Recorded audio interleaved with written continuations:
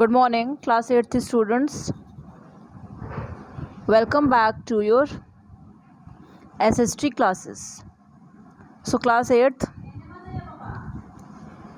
we are going to start a new chapter today, which is chapter number 6 of history.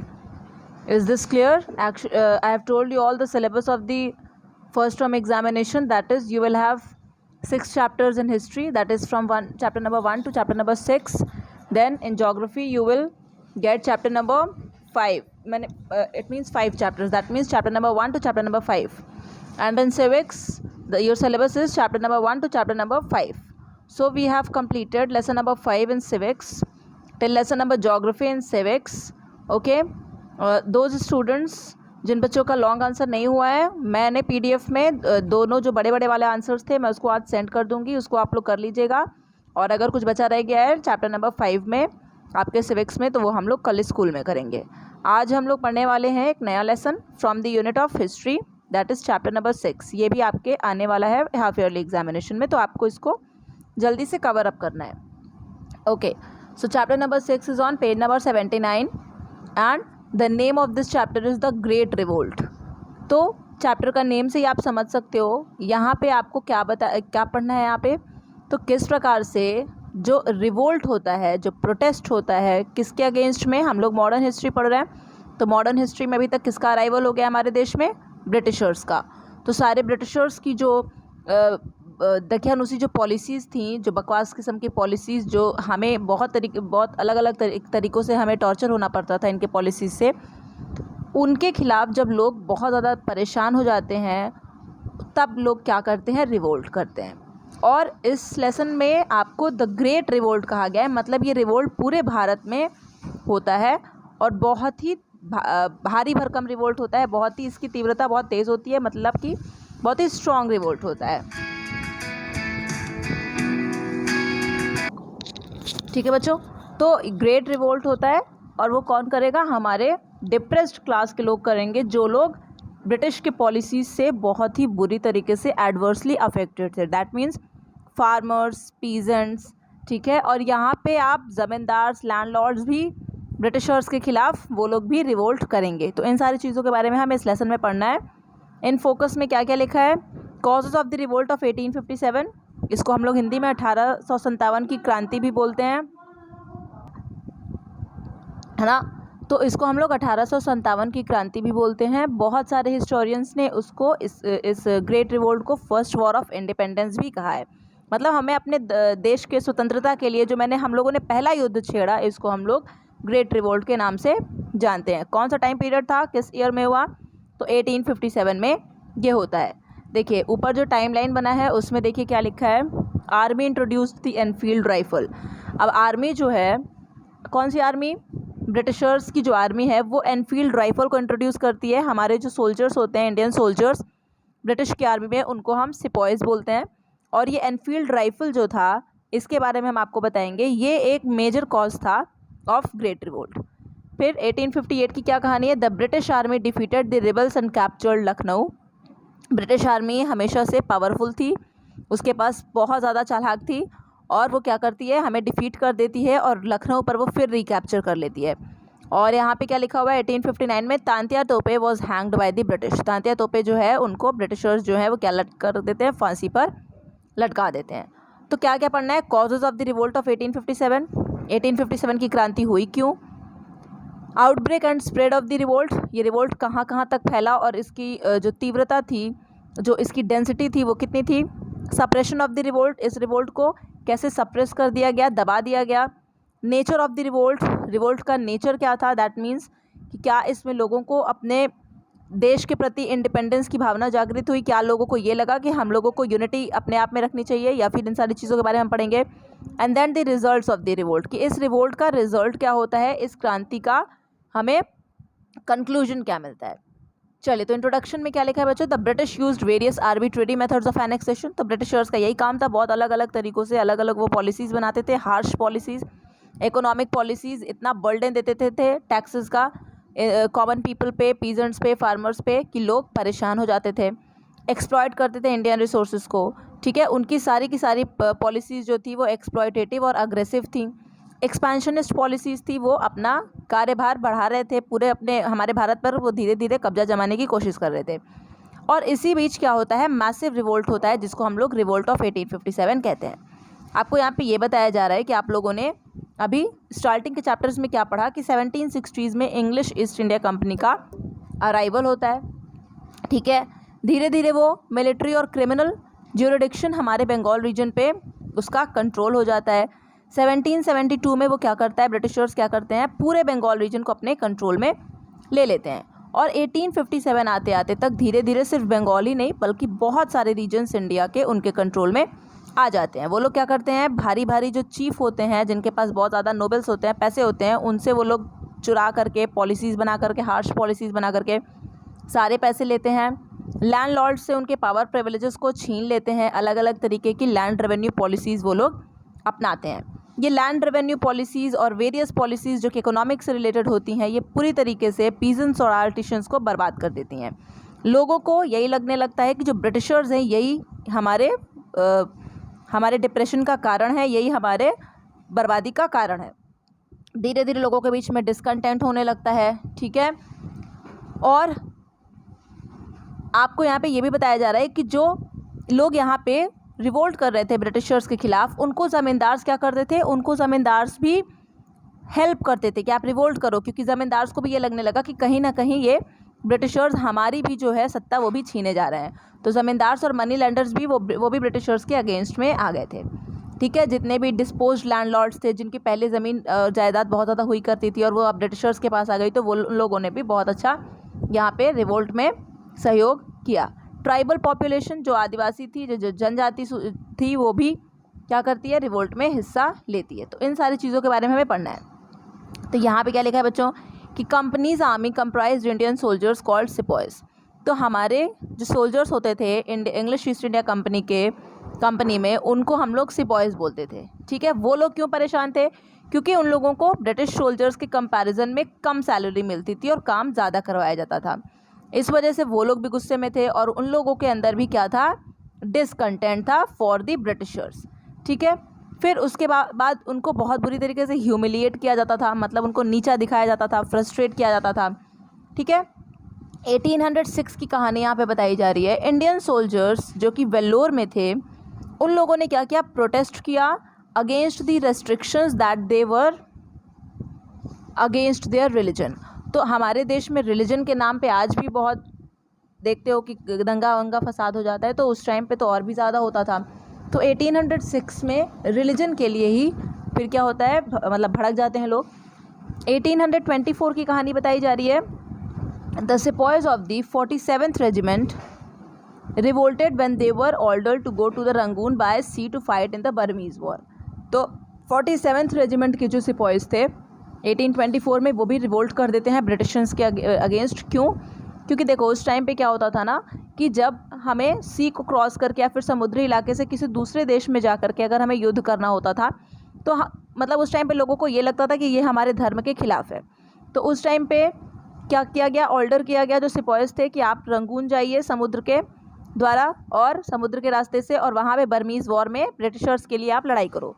इन लोगों को लगा कि ये तो हमारे रिलीजन के खिलाफ है, तो इन लोगों ने प्रोटेस्ट किया। हिंदू सोल्जर्स को मैंने वही बताया, इन लोगों को रिलीजन के अगेंस्ट ये बात लगी और इन लोगों को ये लगा कि अगर हम लोग ऐसा करेंगे तो लोग हमको हमारे ही जाति से निष्कासित कर देंगे, भगा देंगे। तो इस वजह से इन लोगों ने ब्रिटिशर्स के खिलाफ प्रोटेस्ट किया, ठीक है, बहुत स्ट्रांगली रिएक्ट किया। कुछ तो लीडर्स ऐसे थे जिनकी मृत्यु हो गई, है ना, इसी म्यूटिनी में मृत्यु हो गई, मतलब मुठभेड़ में मृत्यु हो गई। इसके बाद और भी ज़्यादा डिसकंटेंट हो गया अमंग दी सोल्जर्स। अब यहाँ पे हम लोग पढ़ने वाले हैं causes of the revolt of 1857 कि रिवोल्ट के कॉजेज़ क्या थे। तो देखिए जो ये रिवोल्ट हुआ था 1857 का, इसको हम लोगों ने ग्रेट रिवोल्ट का दर्जा दिया है। मतलब ये कहीं ना कहीं बहुत, इसकी जो डेंसिटी थी वो बहुत ही ज़्यादा तीव्र थी। दैट मीन्स कि ये रिवोल्ट जो था वो बहुत ही मैसिव स्केल पे हुआ होगा, ठीक है। तो एक कॉज नहीं होगा इस रिवोल्ट का। जब इतना मैसिव रिवोल्ट होगा तो सिर्फ एक कॉज की वजह से नहीं होगा, कई सारे कॉजेज़ की वजह से होगा। तो कई सारे कॉजेज़ को हम लोग सब हेडिंग्स के वे में पढ़ेंगे। पहला पढ़ने वाले हम लोग पॉलिटिकल कॉजेज़। तो राजनीतिक क्या कॉजेज़ थे, तो पहला कॉज आपका पॉलिटिकल कॉजेज़ में जो यहाँ पे लिखा है इसको अंडरलाइन करिए। Aggressive expansionist policy of Lord Dalhousie. Lord Dalhousie आप सब बच्चे जानते हो कि उसको हम लोग किस चीज़ के लिए जानते हैं, तो डॉक्ट्राइन ऑफ लैप्स के लिए। डलहौजी को डॉक्ट्राइन ऑफ लैप्स का फादर भी कहा जाता है, क्योंकि उसकी यही पॉलिसी की वजह से वो क्या करता था, एक्सपेंशनिस्ट पॉलिसी उसकी, अब उसको आगे बढ़ाता था, एक्सपेंशन करता था ब्रिटिशर्स के एरिया को। उसने क्या किया, उसके वजह से इंडियन रूलर्स बहुत गुस्से में आ गए, क्योंकि जिसके बच्चे नहीं होते थे, अगर वो गोद लेकर के भी बच्चा करे तो वो बोलता था लॉर्ड डलहौजी कि नहीं, वो उसका उत्तराधिकारी नहीं होगा। ठीक है, तो इसी के तहत उसने कौन कौन से स्टेट्स पे कब्जा जमाया, तो सतारा, सबसे पहले सतारा पे किया, फिर नागपुर पे किया, और एट लास्ट झांसी पे। झांसी की रानी इसी बात के लिए लड़ते लड़ते मर गई थी। ठीक है, by applying the doctrine of lapse. इसके बाद यहाँ पे देखिए लिखा है, the annexation of Jhansi turned the courageous Rani Laxmibai into a staunch enemy of the British. Rani Laxmibai के बारे में शायद ही ऐसा कोई बच्चा है जो नहीं जानता होगा उनकी कहानी। वो ब्रिटिशर्स की बहुत ही कठोर दुश्मन थी, मतलब एकदम फूटी आंख से भी नहीं देखती थी, क्योंकि वो कहती थी कि झांसी हमारी है और हम झांसी किसी को नहीं देंगे। और ब्रिटिशर्स ने डॉक्ट्राइन ऑफ, लॉर्ड डलहौजी ने डॉक्ट्राइन ऑफ लैप्स के तहत उनसे उनकी झांसी छीन ली। Nana Sahib, the adopted son of Peshwa Bajirao, to a pensioner of the British, was denied a pension after his father's death. तो नाना साहेब भी जो थे वो अडॉप्टेड सन थे पेशवा बाजीराव के, और अडॉप्टेड सन को कोई भी ब्रिटिशर्स जो थे वो रिकॉग्निशन नहीं देते थे, तो उनको पेंशन वो नहीं दे रहे थे। नाना साहब इस वजह से बहुत ही स्ट्रॉन्ग लीडर बन गए against the Britishers. Mughal emperor की अगर हम बात करें बहादुर शाह टू, तो वो भी दिल्ली में पेंशनर के रूप में रहते थे। ब्रिटिशर्स उनको कुछ पेंशन देते थे, जो एक टाइम पे राजा हुआ करते थे, आज वो ब्रिटिशर्स के पेंशन पे रह रहे हैं। तो इस वजह से बहादुर शाह सक्सेसर को हटा दिया गया कि हिस्टोरिक रेड फोर्ट में आप रह नहीं पाओगे, है ना। तो ब्रिटिशर्स को बहादुर शाह टू के जो सक्सेसर्स थे, जो उनके बेटे पोते, उनको ये अलाउ नहीं किया गया कि आप हिस्टोरिक रेड फोर्ट में रहो। रेड फोर्ट ही घर होता था मुगल्स का, और उनको हटा दिया गया। तो उनको कहा गया कि आप कुतुब मीनार में, आउटस्कर्ट्स ऑफ दिल्ली में, जहाँ पे जाकर के आप रहोगे। इस वजह से मुगल एम्परर के डिग्निटी को बहुत ही बुरा चोट पहुँचता है, और उनके सेंटिमेंट्स को भी हॉल्ट होता है, और वो लोग भी स्टॉन्च एनिमी बन जाते हैं मुगल्स के। फिर एनेक्सेशन किस चीज़ का होता है, अवध का। अवध को लखनऊ कहा गया है। ठीक है, मैल एडमिनिस्ट्रेशन के बेसिस पे उसका एनेक्सेशन हो जाता है। लोग मतलब ब्रिटिशर्स बोलते हैं कि यहाँ पे कोई भी लीडर अच्छे से इसको लीड नहीं कर पा रहा है, तो हम ही लोगों को ये करना होगा। और इस तरीके से जो नवाब ऑफ अवध हैं उनको कहाँ पे भेज देते हैं, इन लोग वनवास भेज देते हैं कलकत्ता में। तो अब अवध के लोग भी भड़क गए इनसे। तो आप देख सकते हो कि कितने सारे पॉलिटिकल कॉजेज़ हैं किस चीज़ के, आपके पॉलिटिकल कॉजेज़ किस चीज़ के, तो फॉर द रिवोल्ट ऑफ 1857। अब आ जाओगे इकोनॉमिक कॉजेज़ पे। तो इकोनॉमिक कॉजेज़ से सारे बच्चे आप लोग जानते ही हो, दुनिया भर का नौटंकी था। कैसे, दुनिया भर के टैक्सेस लगा देते थे। अगर बारिश नहीं हो रही है, फसल नहीं हो रही है, तब भी ये लोग क्या बोलते थे कि हमें कहीं से भी आप टैक्स भरो, बस भरो। कोई मतलब फार्मर्स को खाने को रोटी नहीं है, वो कहाँ से टैक्स भरेगा। ठीक है, प्लांटेशंस, माइनिंग इंडस्ट्रीज़, ये सब जो है इसने क्या कर दिया, ट्राइबल पीजेंट को लैंडलेस कर दिया, उनके पास ज़मीन ही नहीं बची। एक्सेसिव टैक्स उनके ऊपर लगा दिया। फेमाइंस जो थे वो रेगुलर फीचर बन गए, मतलब आए दिन फेमाइन हो रहा था। जो नया नया लैंड रेवेन्यू सिस्टम्स था, ठीक है, उसमें ओल्ड ज़मींदार्स जो थे उनके जगह पे अब नए नए ज़मींदार्स होने लगे, तो ओल्ड ज़मींदार्स को बहुत बुरा लगने लगा। ठीक है, बेंटिक के जो लैंड रिफॉर्म्स थे, इसकी वजह से जो ज़मींदार्स थे उन्होंने अपने ज़मीन को, मतलब वो अपना ज़मीन खो बैठे। आर्टिसंस जो थे उनको मार्केट में वो बहुत सफ़रर हुए, क्योंकि अब तो बाकी सारी चीज़ें जो थी इंग्लैंड से आ रही थी, मशीन की बनी हुई, और वो चीप थी, लोग उसी को ख़रीदते थे। आर्टिसंस के हैंडमेड जो चीज़ें थी वो थोड़ी सी महंगी थी, और उसको लोग ख़रीदते ही नहीं थे। इस वजह से हमारा इंडियन हैंडीक्राफ्ट बुरी तरीके से प्रभावित हुआ।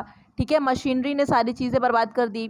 सोल्जर्स जो थे वो भी क्या थे, जैसे कि जो आर्टिसंस थे, जो क्या कहते थे, जो भी उस टाइम पे आपके हमारे पॉटरी मेकर्स, वीवर्स, ये सब लोग क्या करने लगे, अब ये लोग जाकर के ब्रिटिशर्स की वही सोल्जर्स की नौकरी करने लगते, जो जिसमें कम दाम पे ही उनको काम करना पड़ता। तो इस तरीके से आप देख सकते हो कि इकोनॉमिक कॉजेज़ किस तरीके से बहुत तेज़ी से इन्फ्लुएंस करती हैं हमारे रिवोल्ट ऑफ 1857 को। हिस्ट्री में क्या बताया जा रहा है, अंडर द डिस्क्रिमिनेटरी पॉलिसी, मतलब भेदभाव की पॉलिसी में ब्रिटिश ने क्या किया, इम्पोर्ट ड्यूटी कितने पे सेट कर दिया, 2.5% पे, मेरे बहुत कम। On the other hand internal duties for home made goods were heavy and manifold, मतलब अगर आपको बाहर जा करके सामान हमारे देश से बेचना होता था तो आपको सरकार को बहुत ज़्यादा पैसे देने थे, लेकिन अगर वही सामान इंग्लैंड से भारत में आ रहा है तो 2.5% का ही टैक्स लगेगा। तो ये इस प्रकार के भेदभाव जो थे वो ब्रिटिशर्स करते थे। सोशल कॉजेज़ पे अगर हम देखेंगे, सोशल कॉजेज़ में ये लोग हमारे अदर चीज़ों में, रिलीजन के रिगार्डिंग बहुत सारी चीज़ों में इंटरफेयर करने लगे, जैसे कि अबॉलिशन ऑफ सती जो प्रथा थी उसको हटवाने में इन लोगों का सहयोग है। लेकिन ये तो अच्छी बात थी, लेकिन लोगों को ये लगा, उस टाइम की जो सोच थी लोगों की, उन लोगों को ये लगा कि ये तो हमारे रिचुअल्स पर भी अब हाथ डालने लगे। लीगलाइजेशन ऑफ विडो रीमैरिज, ठीक है, विधवाओं का पुनर्विवाह इन लोग करवाने लगे। उसके बाद वेस्टर्न एजुकेशन जो था वो वुमेन को देने लगे। तो ऑर्थोडॉक्स इंडियंस जो थे वो इससे भड़क गए और ये सोशल कॉज बना ऑफ द रिवोल्ट ऑफ 1857। ठीक है, इंडियंस को प्रमोशंस नहीं मिल रहा था, अपॉइंटमेंट नहीं मिल रहा था, हाई पोजीशंस पे वो लोग पहुंच नहीं पा रहे थे। चलो, रिलीजियस कॉजेज़ में क्या थे, इन लोगों ने क्या किया, क्रिश्चियनिटी का प्रचार प्रसार करना शुरू कर दिया, इंक्रीज़ करने लगे एक्टिविटीज़ किस चीज़ के, क्रिश्चियन मिशनरीज़ के। जो भी कॉन्वर्जेशंस करते थे ये in the name of Jesus करते थे, तो लोगों को ये लगता था कि सिर्फ जीसस हैं। हमारे हिंदू लोग समझते थे कि हमारे भगवान, मुस्लिम लोग समझते थे कि हमारे अल्लाह, और जो भी अदर रिलीजन्स के लोग थे वो लोग ये सोचते थे कि हमारा तो धर्म ही धीरे धीरे ख़त्म हो जाएगा। तो इस वजह से ये लोग भी एनिमी बन गए। मिलिट्री कॉजेज़ में क्या था, मिलिट्री कॉजेज़ में अभी मैंने आप लोगों को बताया, जो सिपॉयज़ थे उनको बहुत इन्फीरियर वे में ये लोग देखते थे। डिस्क्रिमिनेशन होता था between the Indian sepoys and the English soldiers. ठीक है, उनको चाहे जितना भी पढ़े लिखे हों हमारे सिपॉयज़, उनको बिल्कुल भी प्रमोशन नहीं मिलता था, बहुत कम तनख्वाह मिलती थी, और जहाँ भी चाहो वहाँ भेज देते थे इन लोग लड़ने के लिए। किसी अदर कंट्री से अपने भिड़ जाएंगे, उसके बाद हमारे जो सिपॉयज़ हैं उनको भेज देंगे कि जाओ आप जा करके हमारे तरफ से युद्ध करो। तो ये सारी चीज़ें आपको बताई जा रही हैं। ठीक है, यहाँ पे लिखा है the act of 1816 which required the new recruits to travel overseas if needed further fuel the fire of resentment.